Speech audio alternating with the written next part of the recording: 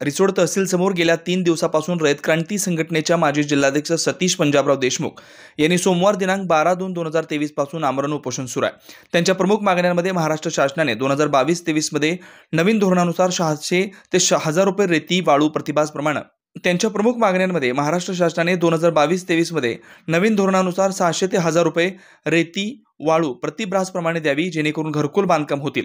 तसेच त्यांना रेती मिळावी। तसेच रिसोड करडा गोबणी वडजी रस्त्याच्या नूतनीकरणासाठी 11/12/2023 रोजी आमरण उपोषण झालं होतं। त्यावेळी शासनानं हे आश्वासन 1.5 ते 2 महिन्यात पूर्ण होईल असं लेखी स्वरूपात दिलं होतं, ते अद्याप झालं नाही। तसेच शासन आपल्या दारी ही योजना चालू करावी, जेणेकरून नागरिक व शेतकरी यांचा खर्च कमी होईल व त्यांना शासन दरबारी त्यांचं येणं जाणं व वेळ वाचेल। या प्रमुख मागण्या रयत क्रांतीचे माजी जिल्हाध्यक्ष सतीश पंजाबराव देशमुख यांचं आमरण उपोषण सुरू आहे। मागण्या मान्य न झाल्यास आमरण उपोषण असं सुरू राहील असं उपोषणकर्त्यांनी सांगितलंय। प्रतिनिधी डॉक्टर किरण चाकोते।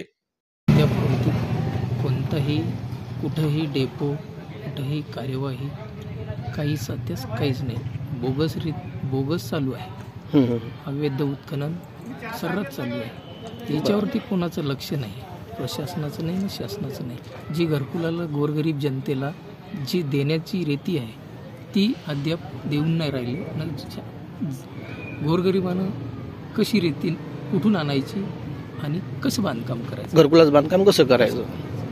बरं, तुम्ही जे गोबनीला उपोषण केलं होतं तर त्या संदर्भात प्रशासनाने काय तुमच्यावर म्हणजे आश्वासन काय दिलेलं होतं?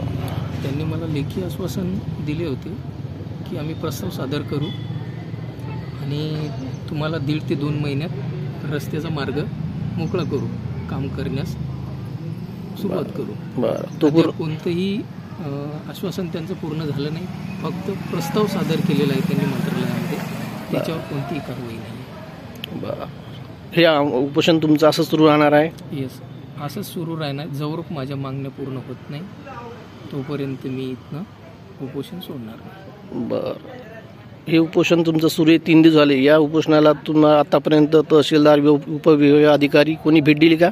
अद्याप कोणताही प्रशासकीय अधिकारी ना कर्मचारी कोणताही आलेला नाही।